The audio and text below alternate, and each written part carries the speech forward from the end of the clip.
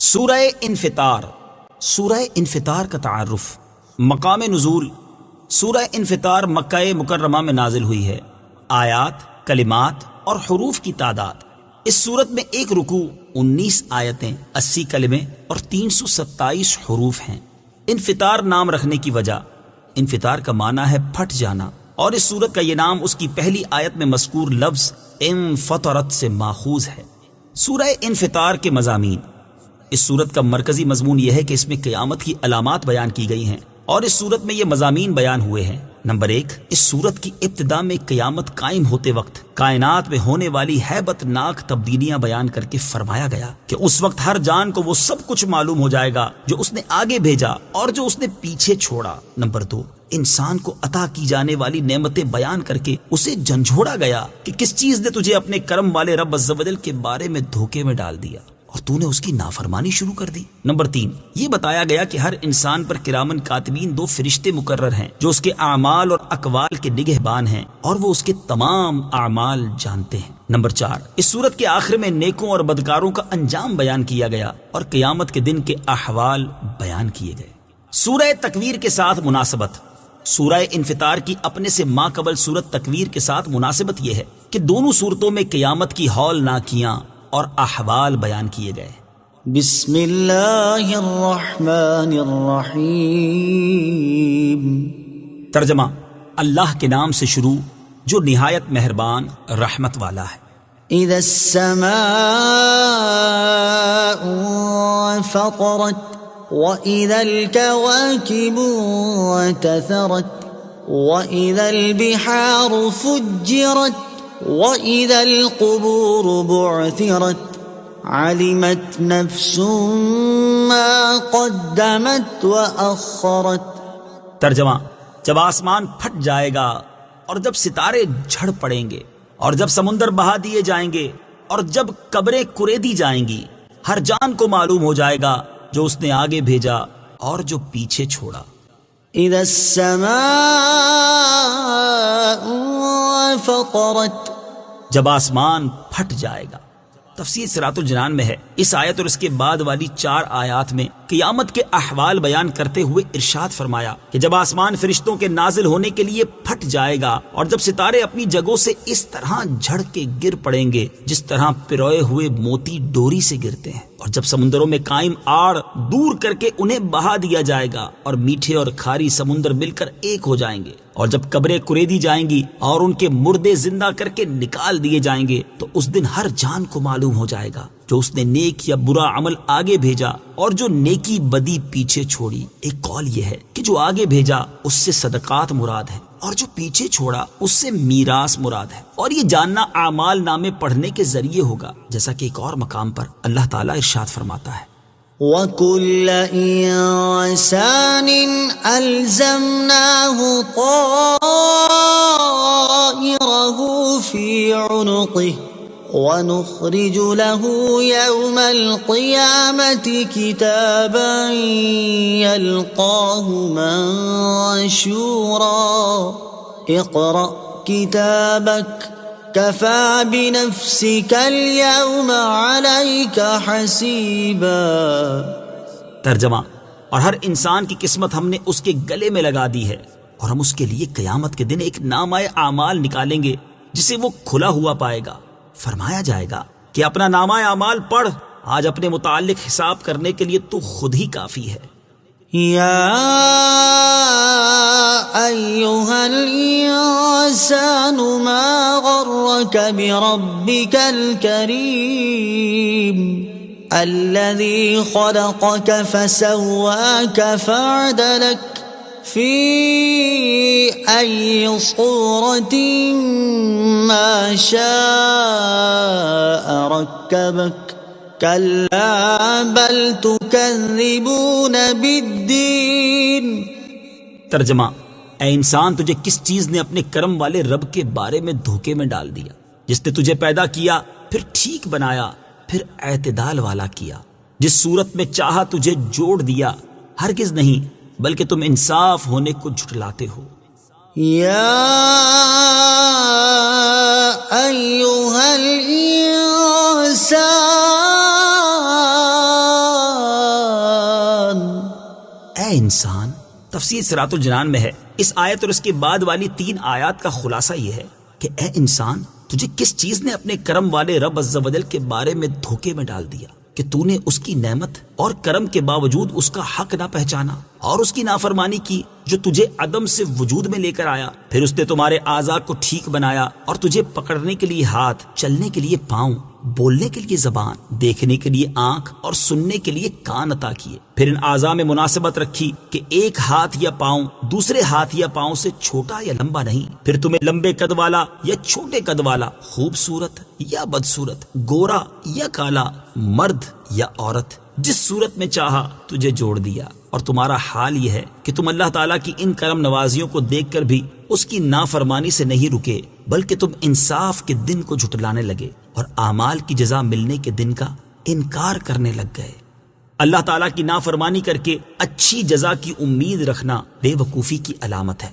ان آیات سے معلوم ہوا کہ اگرچہ اللہ تعالیٰ کرم فرمانے والا ہے، لیکن اس کے کرم کو پیش نظر رکھ کر اس کی نافرمانی کرنے کی جرت نہیں کرنی چاہیے، بلکہ اس کی پکڑ اور اس کے عذاب کو اپنے سامنے رکھتے ہوئے اس کی نافرمانی سے ہر دم بچتے رہنا چاہیے۔ اس سے ان لوگوں کو نصیحت حاصل کرنی چاہیے کہ جو گناہ کرنے کے بعد اس سے سچی توبہ کرنے کی بجائے یہ کہہ کر اپنے دل کو تسلی دے لیتے ہیں کہ اللہ تعالیٰ بڑا بخشنے والا ہے، وہ معاف کر دے گا، کوئی بات نہیں، ان کے لیے 2 احادیث میں بڑی عبرت ہے۔ چنانچہ نمبر 1، حضرت شداد بن اوس رضی اللہ تعالی عنہ سے روایت ہے، نبی کریم صلی اللہ تعالی علیہ وآلہ وسلم نے ارشاد فرمایا، سمجھدار شخص وہ ہے جو دنیا میں ہی اپنا محاسبہ کر لے اور آخرت کی بہتری کے لیے نیک اعمال کرے، اور وہ شخص احمق ہے جو اپنے نفس کی خواہشات کی پیروی کرے اور اللہ تعالیٰ سے آخرت کے انعام کی امید رکھے۔ نمبر 2، حضرت عبداللہ ابن عباس رضی اللہ تعالی عنہما سے روایت ہے، حضور اقدس صلی اللہ تعالی علیہ وآلہ وسلم نے ارشاد فرمایا، تم میں سے کوئی اللہ تعالیٰ کے حلم اور بردباری سے دھوکے میں نہ پڑ جائے، بے شک جنت اور دوزخ تمہارے جوتے کے تسمے سے بھی زیادہ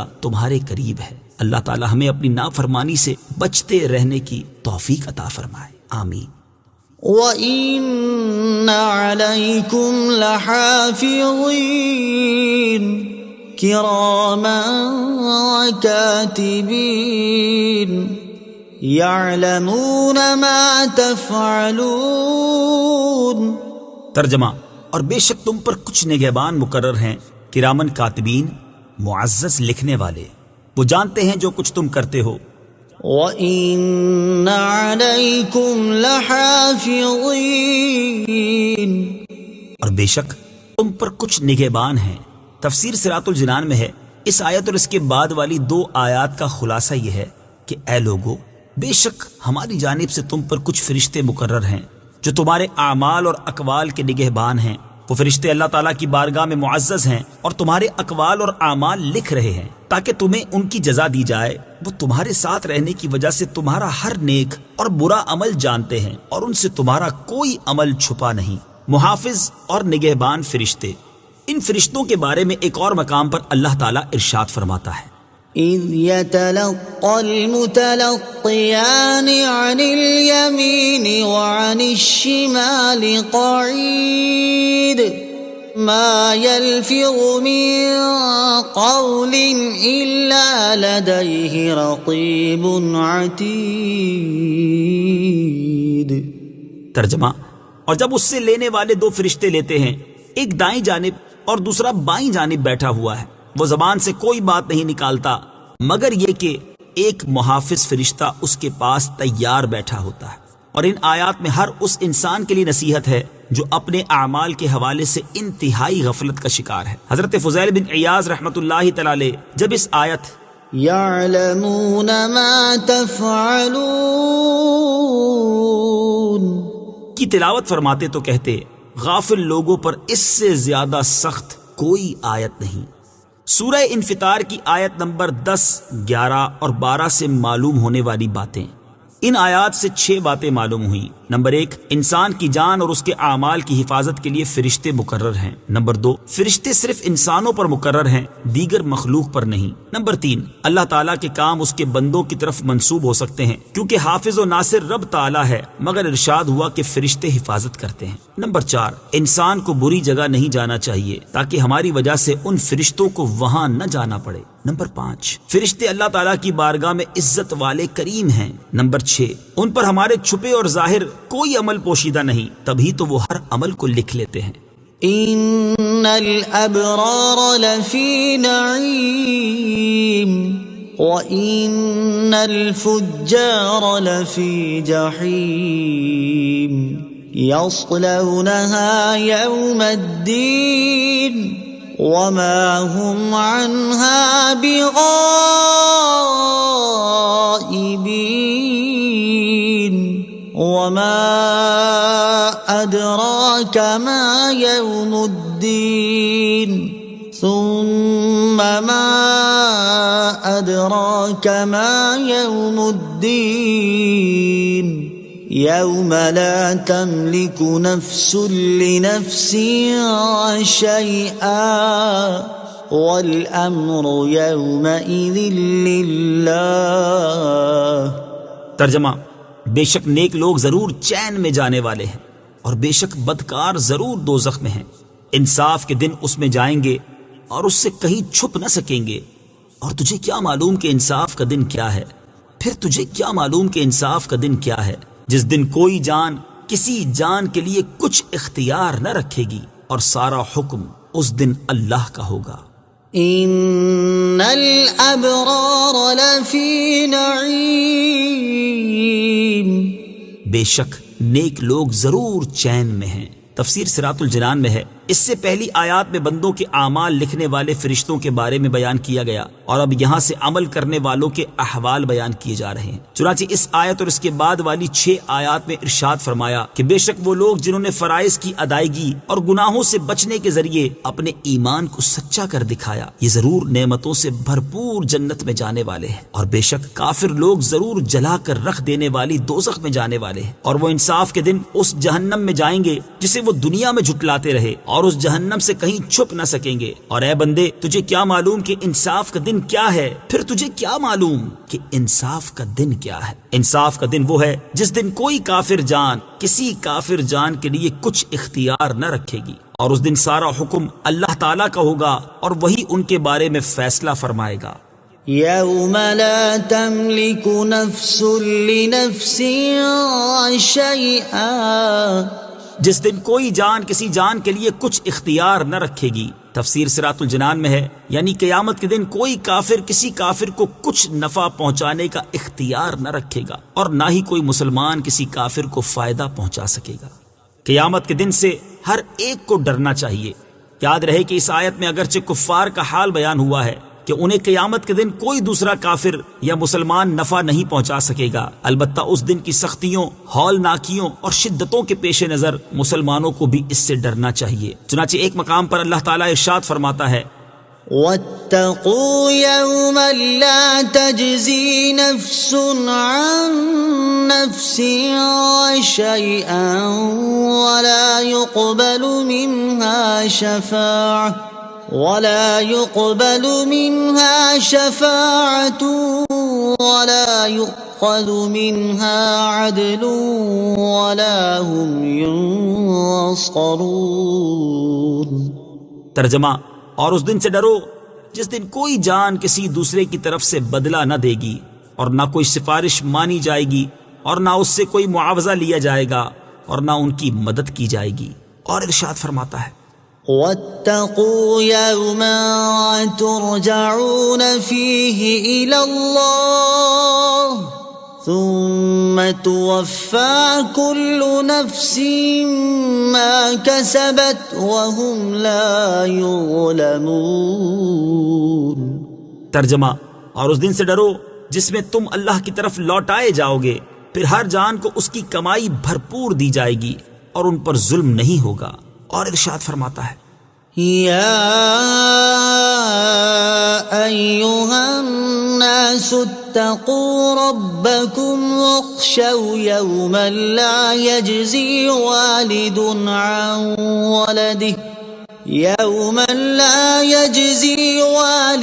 عن ولده ولا مولود هو جاز عن والده شيئا إن وعد الله حق فلا تغرنكم الحياة الدنيا ولا يغرنكم بالله الغرور۔